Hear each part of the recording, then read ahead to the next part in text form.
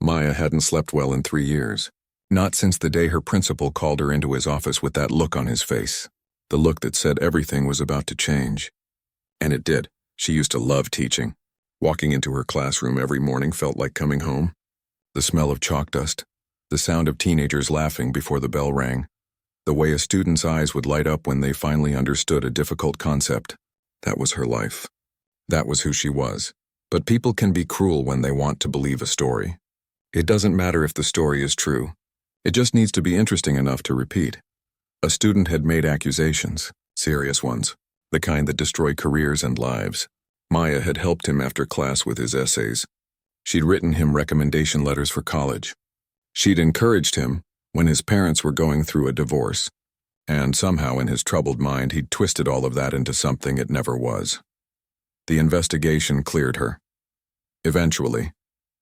The student admitted he'd made it all up. Looking for attention, looking for an excuse for his failing grades. But by then it was too late. The damage was done. Parents had complained.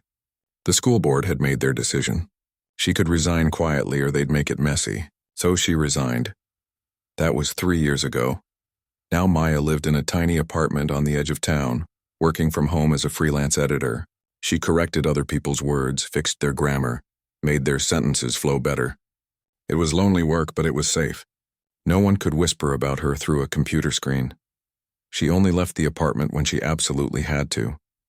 Groceries once a week, always early in the morning when the store was empty.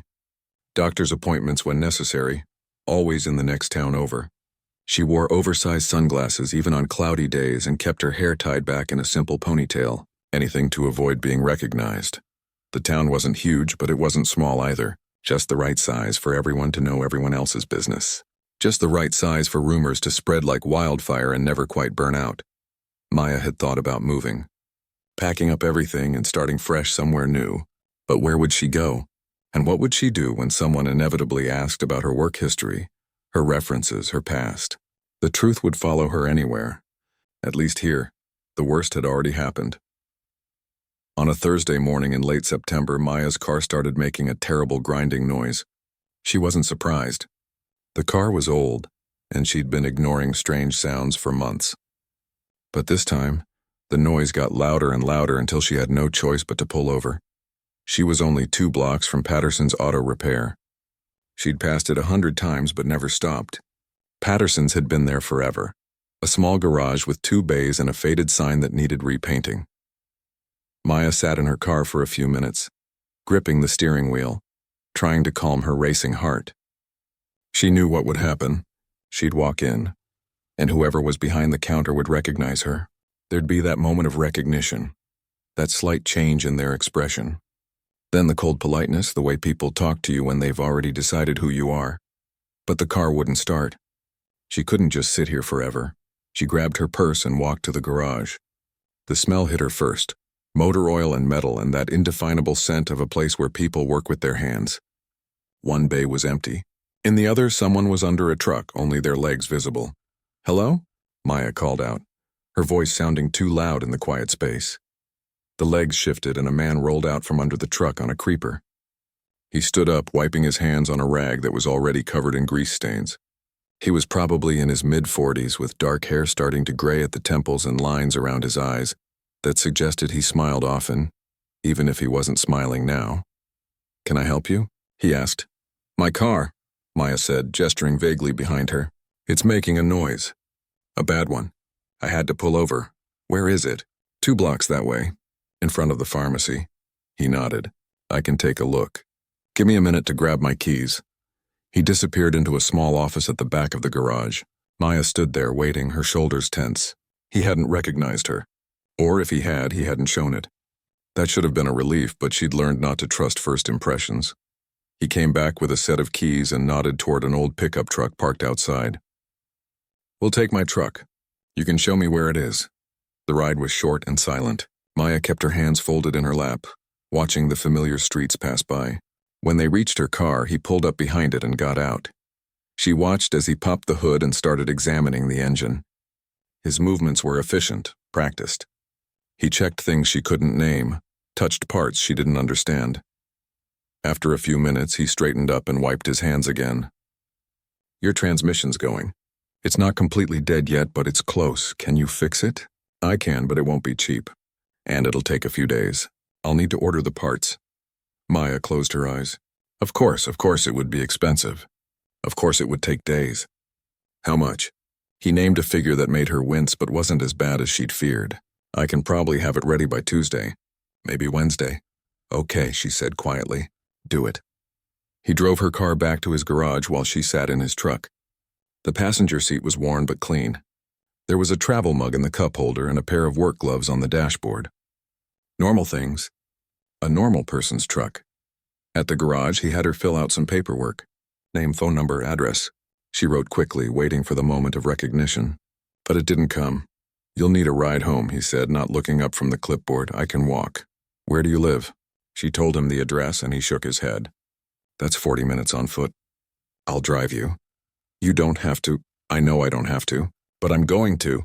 There was something in his tone, not harsh but final, like he'd made up his mind and arguing would be pointless. The drive to her apartment was longer than the drive to her car had been. Maya kept stealing glances at him, trying to figure him out. He had a calm presence, like someone who'd learned not to rush through life. I'm Daniel, by the way, he said halfway through the drive. I own the garage. Maya. He nodded but didn't say anything else. Didn't ask where she worked or what she did or any of the questions people usually asked when meeting someone new. Just drove. When they reached her apartment building, he pulled up to the curb. I'll call you when the parts come in. Should be Monday or Tuesday. Thank you, Maya said, reaching for the door handle. You want coffee? He asked suddenly. She froze. What? While you wait for your car. When you come back. The garage has terrible coffee, but I keep it hot. In case you're waiting. It was such a strange offer. So specific. So ordinary, okay, she heard herself say. Thank you. She got out of the truck and watched him drive away. Her hands were shaking slightly. Not from fear. From something else. Something she couldn't quite name. That night, lying in bed, Maya thought about Daniel. About the way he'd looked at her. Or rather, the way he hadn't looked at her. There'd been no judgment in his eyes. No recognition. No whisper of gossip or hint of cruelty. Just kindness. It had been so long since someone had been simply kind to her that she'd almost forgotten what it felt like. She rolled over and stared at the ceiling. Tuesday or Wednesday, he'd said. She'd have to go back to the garage. Have to face him again. Have to risk the moment when he finally realized who she was. But a small part of her, a part she'd thought had died 3 years ago, was actually looking forward to it. Maybe, just maybe. Not everyone in this town had already decided who she was. Maybe some people still looked at her and just saw a person who needed help with her car. It was a small hope. A fragile one. But after 3 years of darkness, even a small light was enough to guide you forward. Daniel called on Monday afternoon. The parts had arrived earlier than expected. Maya could pick up her car on Tuesday morning if that worked for her. She said yes, then spent the rest of Monday evening trying not to think about it. Trying not to rehearse conversations in her head or imagine all the ways it could go wrong. But her mind wouldn't cooperate. It kept circling back to that moment in his truck. The way he'd offered her coffee so casually, like it was the most normal thing in the world. Tuesday morning came too quickly. Maya changed her outfit 3 times before settling on jeans and a simple blue sweater. Nothing fancy. Nothing that looked like she was trying too hard. She pulled her hair back and stared at herself in the mirror. It's just picking up your car, she told her reflection. Stop being ridiculous. But it didn't feel like just picking up her car. It felt like something more, though she couldn't explain what. The walk to the garage took 30 minutes. She could have called for a ride, but she needed the time to prepare herself. The morning air was crisp. The kind of cool that promised fall was really here. Leaves were starting to turn yellow and orange on the trees that lined the sidewalk. When she reached Patterson's Auto Repair, her car was parked out front, looking cleaner than when she'd left it. Daniel was in the first bay, bent over the engine of a sedan, but he looked up when she approached. Morning, he said, straightening up. Your car's all set. Runs like new. Well, like new for a car that age. Maya managed a small smile. Thank you. He disappeared into the office and came back with her keys and an invoice. The price was exactly what he'd quoted. No surprise fees, no hidden charges. She'd dealt with enough mechanics to know that wasn't always the case. While she dug through her purse for her credit card, Daniel walked over to a small table in the corner of the garage. It held a coffee maker that had seen better days and a stack of mismatched mugs. "You want that coffee?" he asked. She looked up, surprised he'd remembered. "Sure, if it's not too much trouble." "No trouble." He poured 2 mugs and brought one over to her. It was terrible coffee, just like he'd warned. Weak and slightly bitter. But it was hot and he'd remembered, and that mattered more than the taste. "How long have you owned the garage?" she asked, more to fill the silence than anything else. 5 years. Worked here for 10 years before that. Old man Patterson was ready to retire, and I was ready to stop working for someone else. "Do you like it?" "Owning your own business." He considered the question, taking a sip of his coffee. "Most days. It's steady work. People always need their cars fixed. And I like working with my hands. Gives you something solid at the end of the day. Something you can see you've accomplished." Maya nodded. She understood that. When she was teaching, she'd felt the same way. Watching students grow, seeing them understand something new. That was solid. That was real. Before she could stop herself, she said, "I used to teach. High school English. Used to? I don't anymore." He didn't push. Didn't ask why. Just nodded and drank his coffee. The silence should have been awkward, but it wasn't. It was comfortable. Like they both understood that some things didn't need explaining. Maya paid for the repairs, thanked him again, and headed for her car. But as she reached for the door handle, she noticed something on the passenger seat. A book. The same book she'd been reading in his truck the week before. She turned back. Daniel was already under the hood of the sedan again, but he must have sensed her standing there because he looked up. "You left your bookmark in my truck," he said. "Figured you'd want to know where you left off." Her bookmark. A simple strip of cardboard she'd been using for years. He'd noticed she'd left it behind and put it back in her book. "Thank you," she said, her voice softer than she intended. He just nodded and went back to work. Maya drove home with tears in her eyes. Not sad tears. Something else. It had been so long since someone had done something thoughtful for her without wanting anything in return. So long since someone had treated her like she mattered. 3 days later, her car started making a different noise, a rattling sound from somewhere near the back. Maya almost laughed. Of course something else would go wrong. She called Daniel, feeling foolish. "I know I just picked it up, but there's this rattling." "Bring it in," he said simply. "I'll take a look." It turned out to be something minor. A loose heat shield. He fixed it in 20 minutes and refused to charge her for it. "Probably got knocked loose when I was working on the transmission." My mistake, but Maya suspected it wasn't his mistake at all. Suspected he was just being kind. She started finding excuses to stop by the garage. Her car needed an oil change. Then it needed new wiper blades. Then she just happened to be walking past and thought she'd say hello. Each time Daniel made her coffee. Each time they talked about small things. The weather, books they'd read, the way the town was changing, new stores opening, old ones closing. They never talked about anything deep or personal, but the conversations felt real in a way most of her interactions didn't anymore. One rainy afternoon in October, Maya showed up at the garage soaked to the bone. She'd been walking home from the post office when the sky opened up. The garage was closer than her apartment, so she ducked inside. Daniel took one look at her and disappeared into the office. He came back with a towel and a jacket. His jacket, navy blue and worn soft from years of use. "Here," he said, handing them to her. "Dry off before you catch pneumonia."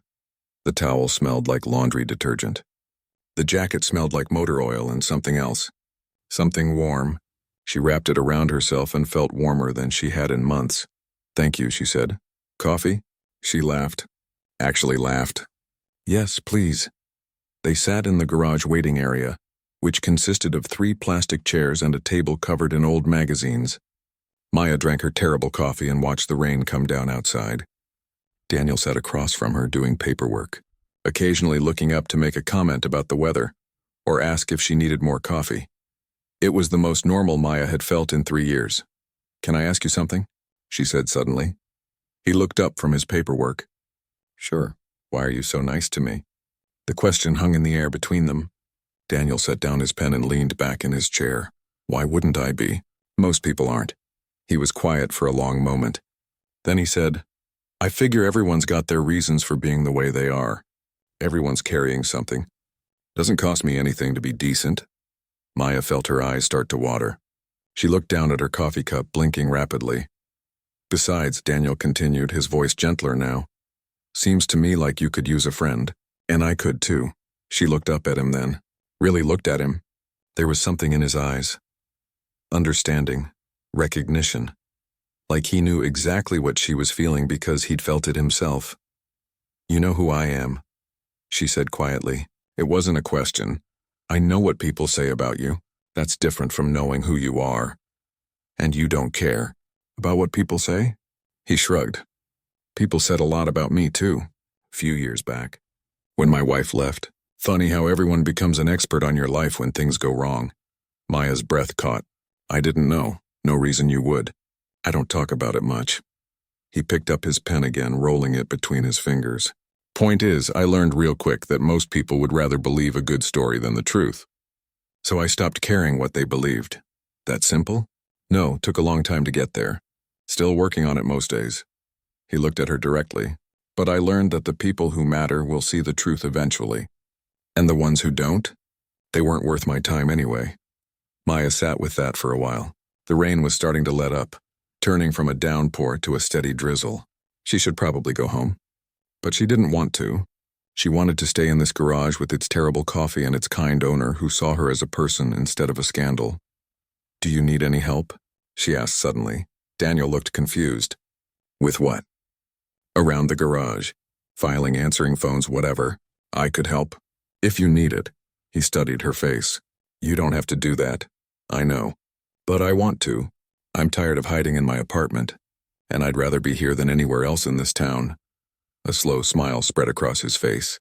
The first real smile she'd seen from him. It changed his whole face, made him look younger. "All right," he said. "If you're sure, I could use help with the books. My filing system is basically organized chaos. I'm very good with filing systems. Then you're hired. Fair warning, though, I can't pay much." I don't care about the money, and she didn't. For the first time in 3 years, she had somewhere to go. Someone who wanted her around. It wasn't teaching, but it was something. It was a start. That evening, walking home in Daniel's jacket, which she'd forgotten to return, Maya felt something she hadn't felt in a very long time. Hope. Not the desperate, clinging hope that things would go back to the way they were. That was gone. But a quieter hope. The hope that maybe, just maybe, there was a future worth looking forward to. That maybe she didn't have to spend the rest of her life hiding. She thought about Daniel's words. The people who matter will see the truth eventually. She'd spent 3 years caring about people who didn't matter. People who'd rather believe the worst than give her a chance. Maybe it was time to stop caring what they thought. Maybe it was time to start caring about the people who actually saw her. Maya started working at the garage 3 afternoons a week. It wasn't much, just a few hours here and there, but it gave her days structure again. A reason to get dressed. A reason to leave her apartment. Daniel's filing system really was organized chaos. Invoices mixed with receipts. Customer records stuffed in folders with no clear logic. Maya spent her first week just trying to make sense of it all. But the work was satisfying in a simple way. There was a clear problem and a clear solution. File by date. Organize by customer name. Create a system that actually made sense.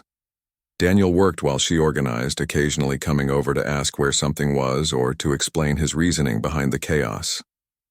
Most of the time, his reasoning was just that he'd meant to file it properly and never got around to it.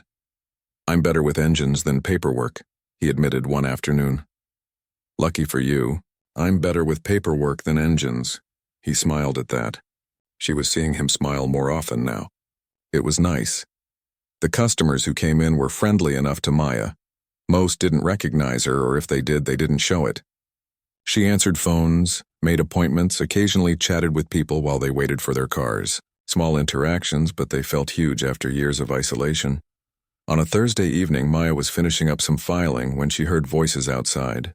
Daniel was closing up one of the bays, and a young woman was standing near his truck, talking and laughing. Maya gathered her things, ready to slip out quietly.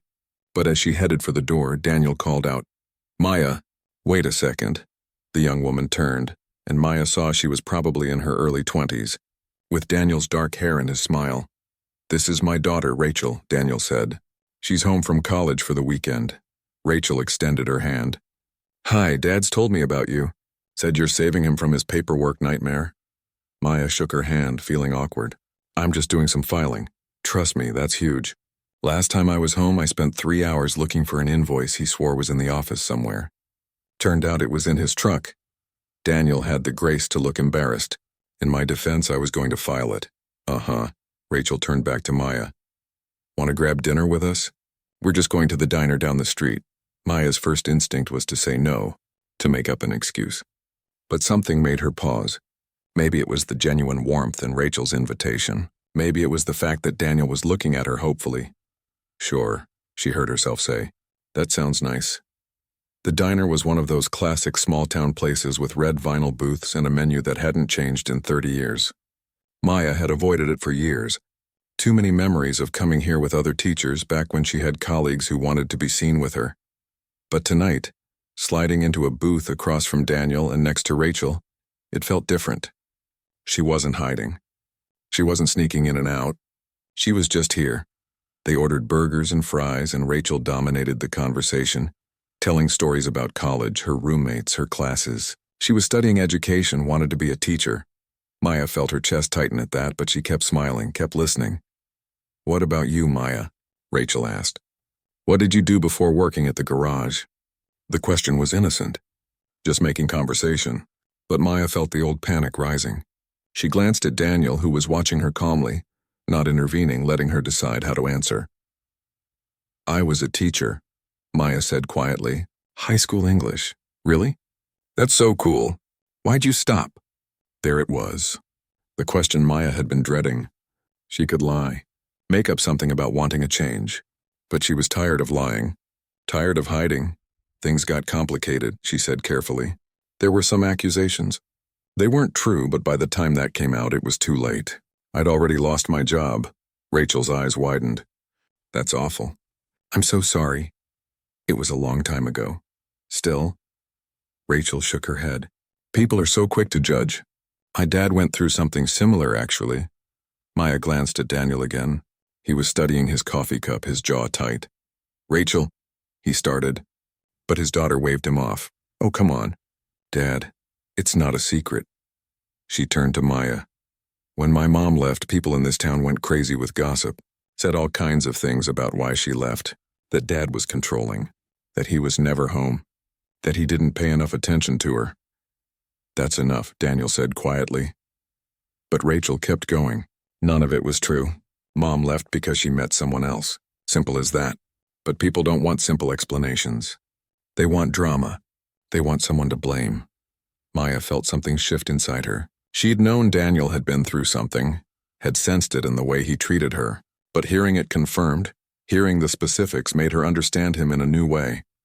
"I'm sorry," Maya said to Daniel. He shrugged. "Like you said. It was a long time ago. But it still hurts sometimes, doesn't it?" He met her eyes then, and in that moment she saw her own pain reflected back at her. The knowledge that people would always believe the worst, that your reputation once damaged never fully heals. "Yeah," he said simply. "It still hurts sometimes." Rachel looked between them, seeming to realize she'd stumbled into something deeper than casual conversation. "Sorry.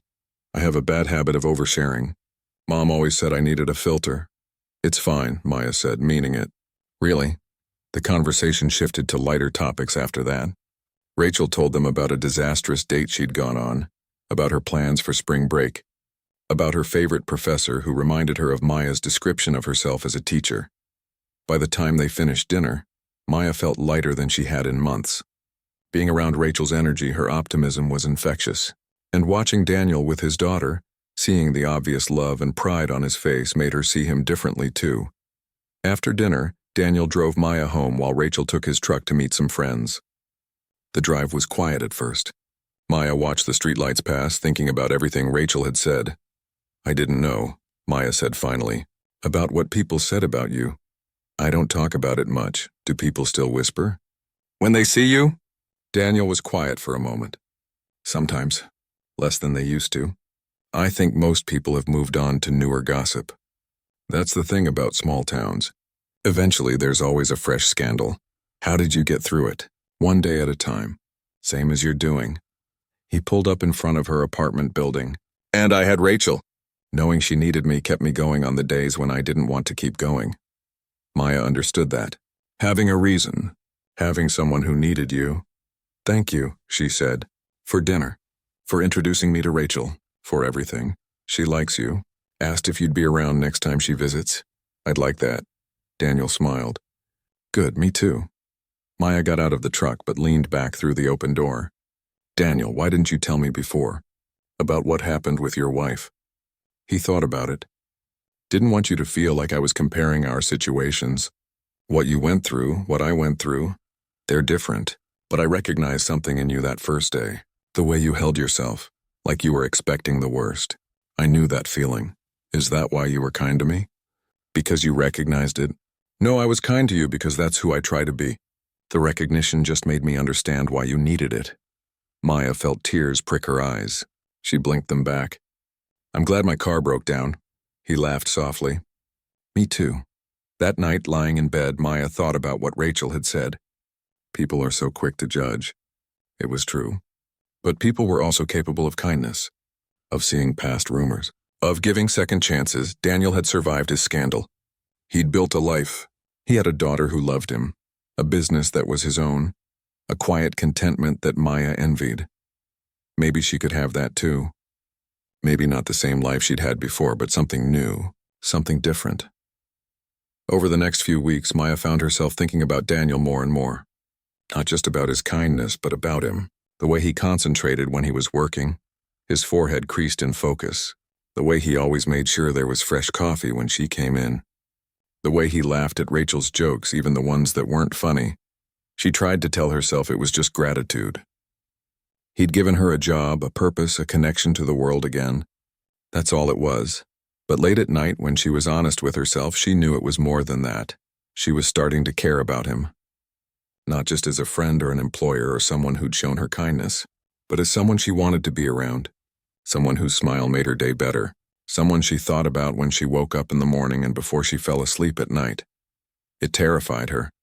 She'd sworn off relationships after everything fell apart. Couldn't imagine letting anyone that close again. Couldn't imagine trusting someone with the truth of who she was and what she'd been through. But Daniel already knew the truth. And he was still here. One Friday afternoon, as Maya was getting ready to leave, Daniel called her into the office. I need to ask you something, he said, looking nervous. And you can absolutely say no. Maya's heart started racing. Okay, there's a town festival tomorrow. Arts and crafts, food vendors, that kind of thing. Rachel wants to go and she asked if you'd come with us. He paused. I know it's a lot. Being out in public like that, around people who might recognize you. So if you're not ready— Yes, Maya said. He blinked. Yes, I'll go. A slow smile spread across his face. Yeah? Yeah. Maya smiled back, feeling nervous but also excited. I'm tired of hiding. And if I'm going to stop hiding, I might as well do it with people I trust. Daniel's expression softened. You trust us? I do, and she realized it was true. After years of trusting no one, she trusted Daniel. And Rachel. Two people who'd welcomed her without judgment, who'd given her space to be herself without demanding explanations or apologies. It was a start. Maybe trust, like hope, was something you built slowly. One small moment at a time, one kind gesture, one shared meal, one honest conversation. Maybe healing wasn't about forgetting the past or waiting for vindication. Maybe it was about finding people who saw your scars and didn't flinch, who knew your story and stayed anyway. Tomorrow she'd go to the festival. She'd walk through town with her head up. She'd face whatever whispers or stares came her way, but she wouldn't face them alone, and that made all the difference. Saturday morning arrived too quickly. Maya changed outfits 4 times before settling on jeans and a green cardigan. Casual, normal. Like she was just another person going to a town festival, not someone who'd spent 3 years avoiding public spaces. Daniel and Rachel picked her up at 10. Rachel was in the front seat, chattering about the festival, about the local artist who made pottery, about the food trucks she wanted to try. Maya sat in the back, trying to calm her racing heart. You okay? Daniel asked, catching her eye in the rearview mirror. Nervous, she admitted. We can leave whenever you want. Just say the word. That helped. Knowing she had an escape plan. Knowing they'd understand if it became too much. The festival was set up in the town square with vendor booths lining the street and tables scattered across the grass. There were more people than Maya expected. Families with children, elderly couples walking arm in arm, teenagers in groups laughing and taking photos. For the first few minutes, Maya kept her head down, hyper-aware of everyone around her. But Rachel looped her arm through Maya's, pulling her toward a booth selling handmade jewelry, and the normalcy of it made her relax slightly. They wandered from booth to booth. Rachel tried on earrings and scarves, making Maya and Daniel give opinions on everything. Daniel good-naturedly agreed with whatever his daughter said, clearly just happy to be spending time with her. "You're no help, Dad," Rachel teased. "You said yes to those earrings that were literally shaped like fish." "I thought they were artistic," Daniel protested. Maya laughed. Actually laughed. It felt strange and wonderful at the same time. They stopped at a food truck and Rachel ordered them all tacos. They found an empty table under a tree and sat down to eat. Maya was just starting to feel like maybe this would be okay when she heard a familiar voice. "Maya? Maya Chen?" Her blood ran cold. She looked up and saw Linda Morrison, one of the teachers she'd worked with. Linda was standing a few feet away, a paper plate in her hands, her expression uncertain. "Hi, Linda," Maya managed. There was an awkward pause. Linda glanced at Daniel and Rachel, then back at Maya. "I didn't know you were still in town." "I am." Another pause. Maya could feel Daniel watching her, ready to step in if she needed him to. But she didn't want him to step in. She wanted to do this herself. "How have you been?" Linda asked. "I've been okay. You?" "Good, busy. The school's been crazy this year." Linda shifted her weight. "Listen, Maya, I just want to say, I'm sorry. For everything. I should have stood up for you." "I should have said something," Maya stared at her. In 3 years, no one from the school had apologized. No one had acknowledged that what happened to her was wrong. "Thank you," Maya said quietly. "That means a lot." Linda nodded, looking relieved. "I should go. My husband's waiting. But it was good to see you." She walked away and Maya sat there processing what had just happened. "You okay?" Daniel asked gently. "Yeah, I think I am." Maya looked at him. That was the first time anyone from the school had said they were sorry. "How does it feel?" "Strange." "Good, but strange." Rachel reached over and squeezed Maya's hand. People are idiots sometimes. But at least some of them figure it out eventually. They finished eating and continued walking through the festival. Maya felt different now. Lighter. Linda's apology had done something, cracked open a door she thought was permanently sealed. As they walked, Maya noticed a few other people looking at her, some with recognition, some with what might have been judgment. But she also saw people who just smiled politely, people who were too busy with their own lives to care about old gossip. They were at a booth selling used books when Maya saw them. 3 women from the school's parent association. The ones who'd led the charge demanding her resignation. They were walking directly toward her and there was nowhere to hide. Maya's breath caught. She could feel panic rising, could feel the old fear taking hold. Then she felt Daniel's hand on her elbow, not pulling her away, not protecting her. Just there, present, reminding her she wasn't alone. The women walked past.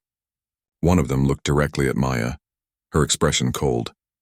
But they didn't stop, didn't say anything, just kept walking. Maya let out the breath she'd been holding. "That was them, wasn't it?" Daniel asked quietly. She nodded, not trusting her voice. "You did good," he said. "Holding your ground." "I almost ran." "But you didn't, that's what matters." They stayed at the festival until mid-afternoon. By the time they left, Maya was exhausted but in a good way. She'd faced her fears and survived. The world hadn't ended. The town hadn't pointed and stared. Most people didn't even notice her. Daniel dropped Rachel off at a friend's house, then drove Maya home. The drive was quiet, comfortable. Maya watched the familiar streets pass by, thinking about how different this day had been from what she'd expected. "Thank you," she said, as they pulled up to her apartment. "For today. For asking me to come. Thank you for saying yes." Daniel turned off the engine. "Can I walk you up?" It was such a simple question, but it felt loaded with meaning. Maya nodded. They walked up the stairs to her apartment in silence. At her door, Maya turned to face him. I meant what I said before, Daniel said, about recognizing something in you. But there's more I didn't say. Maya's heart started racing again, but for a different reason this time. What you went through, what happened to you, it was wrong. And the way this town treated you was wrong. But watching you today, seeing you face down those women, seeing you hold your head up, He paused, searching for words. I think you're incredibly brave. I don't feel brave. That's what makes you brave. Doing it even when you're scared. They stood there inches apart, and Maya felt the air between them change, felt something shift and settle into place. Daniel, she started, not sure what she was going to say. I like you, Maya, he said simply, not as an employee or a friend. I mean, yes, as those things too. But as more than that, and I know the timing might be wrong. I know you're still healing. I know this might be the last thing you need right now. But I needed to tell you, because you deserve to know that someone sees you, really sees you, and thinks you're extraordinary. Maya felt tears spring to her eyes. I like you too. I've been trying not to, trying to tell myself it's just gratitude or loneliness or anything else. But it's not. It's you, so what do we do about that? Maya laughed, a watery sound. I have no idea. I haven't let myself care about anyone in 3 years. I don't even know if I remember how. We could figure it out together. No pressure. No expectations, just see where it goes. It was the perfect thing to say. Not pushing. Not demanding. Just offering. I'd like that, Maya said. Daniel smiled, that wonderful smile that made his whole face light up. Good, because I'd really like to kiss you right now, but I wasn't sure if that was appropriate. Maya stepped closer. It's appropriate. He cupped her face gently, his hands rough from work but infinitely careful. When he kissed her, it was soft and sweet and full of promise. Maya leaned into him, letting herself feel something other than fear for the first time in years. When they pulled apart, Daniel rested his forehead against hers. I should probably go. Rachel's going to call in about an hour wanting a ride. Okay. But neither of them moved. They stood there, wrapped up in each other, neither wanting to be the first to step away. Finally, Daniel kissed her forehead and stepped back. I'll see you Monday? Monday, Maya confirmed. She watched him walk down the stairs, watched him turn and wave before he got in his truck. Then she went inside and closed the door, leaning against it, her heart full in a way it hadn't been in so long. That evening, Maya did something she hadn't done in 3 years. She called her sister. They hadn't talked much since everything happened. It was too hard, too painful.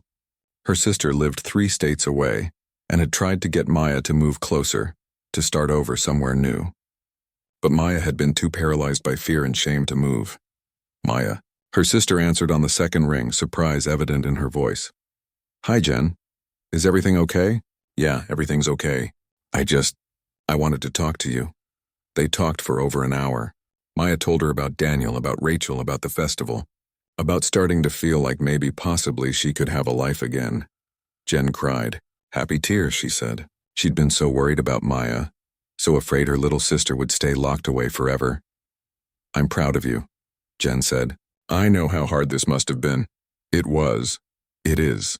But it's getting easier. After they hung up, Maya sat on her couch looking around her tiny apartment. For 3 years, this place had been her prison. Safe but suffocating. Now it just felt like a place she lived. Not her whole world. Just a part of it. She thought about Daniel's words. You're incredibly brave. She didn't feel brave. She felt scared and uncertain and still damaged by what had happened. But maybe that was okay. Maybe bravery wasn't about not being scared. Maybe it was about being scared and moving forward anyway. She'd gone to the festival. She'd faced Linda and those women. She'd held her ground. She'd kissed Daniel and let herself imagine a future beyond survival. Those were small things, maybe, but they were something. And right now, something felt like everything. Maya pulled out her laptop and opened a document she'd started months ago and never finished. It was a story. Not her story, but a fictional one. About a teacher who loved books and her students, who faced false accusations but found her way back to herself. She'd stopped writing it because it hurt too much. Because she hadn't believed in the happy ending she was trying to create. But now, sitting in her apartment with the taste of Daniel's kiss still on her lips and the memory of Linda's apology in her heart, Maya started typing again. Maybe she couldn't change her past. Maybe some people would always believe the worst about her, but she could write her future, and maybe, just maybe, that future included happiness. Winter came slowly that year. The leaves turned and fell, the air grew crisp, and Maya found herself changing along with the seasons. She and Daniel didn't rush into anything. They had dinner once a week, usually at the diner or sometimes at his house when Rachel was visiting. They talked about everything and nothing: books they'd read, dreams they'd given up on, fears they were learning to face. Daniel told her about his marriage, about the slow unraveling of it, about coming home one day to find half the furniture gone and a note on the kitchen counter. He told her about the whispers that followed, about parents pulling their cars from his garage, about friends who stopped calling. Maya told him about the investigation, about sitting in the principal's office while accusations piled up, about the student's eventual confession that came too late. She told him about the nightmares she still had sometimes, about waking up convinced everyone was staring at her. They shared their scars like gifts, trusting each other with the broken parts. Maya kept working at the garage 3 afternoons a week. She'd reorganized the entire filing system and started managing the bookkeeping too. Daniel's business was actually more successful than he'd realized. He just hadn't been tracking it properly. "You should hire someone full-time," Maya told him one December afternoon, "for the office work. The business can support it." "I have someone," Daniel said, not looking up from the engine he was working on. "I mean someone with actual office experience." "So do I." Maya felt her cheeks warm. "I'm not qualified for that. You're organized, detail-oriented, good with customers, and you actually understand my filing system now.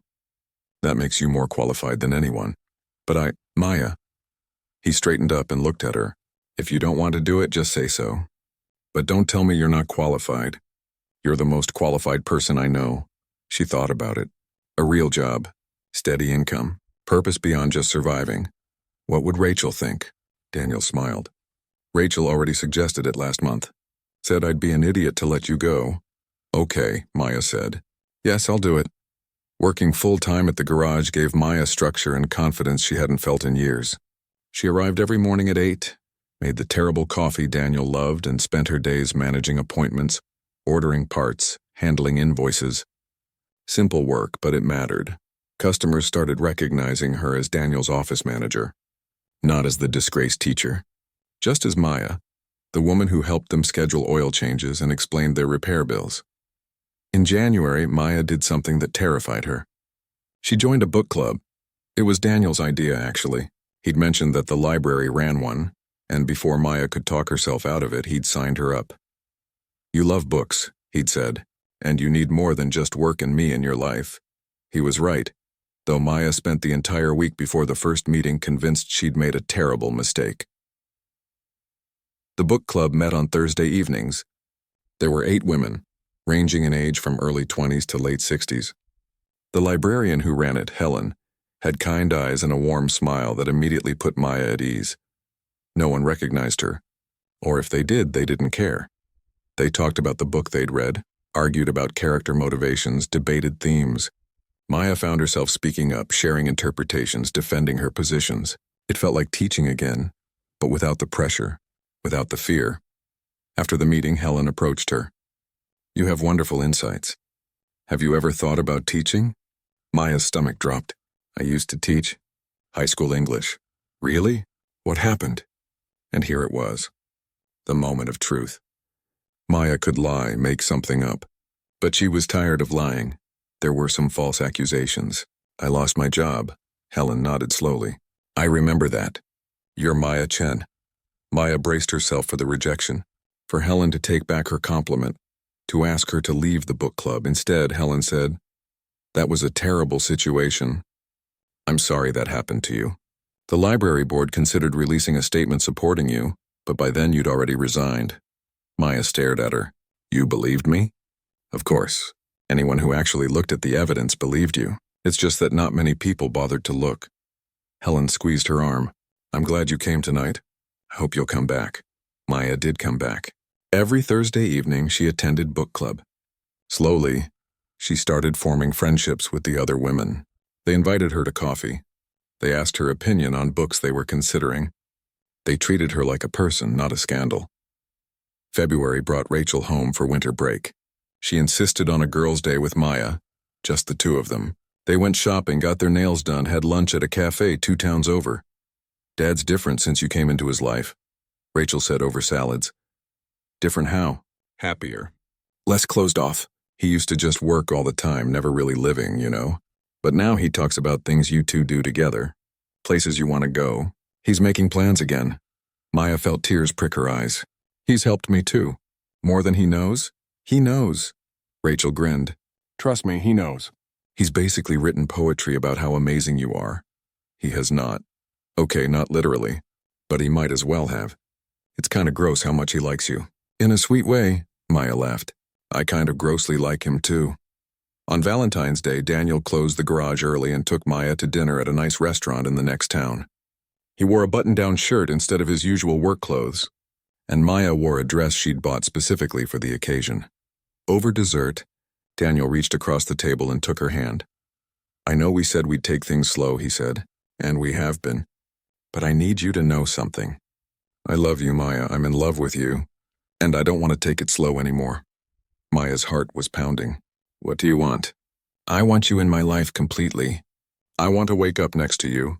I want to face whatever comes next together. I want to build something real." "I'm still healing," Maya said quietly. "I still have bad days. Days where I can't leave the apartment. Days where I'm convinced everyone's judging me. I know. I have those days too. We'll have them together. What if it's too much? What if I'm too broken?" Daniel squeezed her hand. "You're not broken. You're healing. There's a difference, and I love every part of you, including the parts that are still figuring things out." Maya felt tears streaming down her face. Happy tears this time. "I love you too. So much it scares me." "Then let's be scared together." They didn't move in together right away, but they started talking about it, making plans, imagining a future. In March, Maya did something that would have been unthinkable 6 months earlier. She went to the high school not to teach, just to visit. Linda had emailed her, asking if she'd be willing to speak to the current English department about a new curriculum they were developing. Nothing formal, just coffee and conversation. Maya almost said no. The thought of walking back into that building made her physically ill. But Daniel encouraged her to think about it. "You don't owe them anything," he said, "but maybe you owe it to yourself, to prove you can face it." So Maya went. The meeting was in the teacher's lounge, that familiar space where she'd spent so many lunch periods. 5 teachers were there, including Linda. They greeted her warmly, thanked her for coming. They talked about curriculum, about how to engage students with classic literature, about the challenges of modern teaching. Maya found herself relaxing, falling into old patterns, sharing ideas she'd developed during her years in the classroom. "You were always the best at getting students to care about reading," one of the younger teachers said. "I still use some of your lesson plans." Maya was surprised. "You do?" Linda shared them with us. "Hope that's okay." "It's more than okay." After the meeting, Linda walked Maya to her car. "Thank you for coming," Linda said. "I know it couldn't have been easy." "It wasn't, but I'm glad I did. For what it's worth, everyone here knows what really happened. We all know you were cleared. We're just sorry it took so long." Maya nodded, not trusting herself to speak. "If you ever want to come back," Linda continued, "even as a substitute or a guest speaker, we'd love to have you." "I'll think about it." Driving home, Maya felt a strange mix of emotions. Being at the school had hurt, but not as much as she'd expected. The wound was still there, but it was healing, scarring over, becoming something she could live with. That evening, she told Daniel about the visit. They were at his house cooking dinner together, Rachel FaceTiming from college to say hello. "How did it feel?" Daniel asked. "Hard, but good. Like maybe I'm finally starting to let go of who I used to be and accept who I am now." "And who are you now?" Maya thought about it. Someone who survived. Someone who's learning to be happy again. Someone who's building a new life. Sounds like someone pretty amazing to me. I couldn't have done it without you. Yes, you could have. You were always this person, Maya. I just helped you remember. By spring, Maya and Daniel were talking seriously about moving in together. Daniel's house was bigger than her apartment, with a yard and a garage where he sometimes worked on personal projects. They started slowly merging their lives. Maya left some clothes at his place. He cleared out drawers for her. They adopted a routine of cooking together, reading together, just being together. Rachel approved enthusiastically.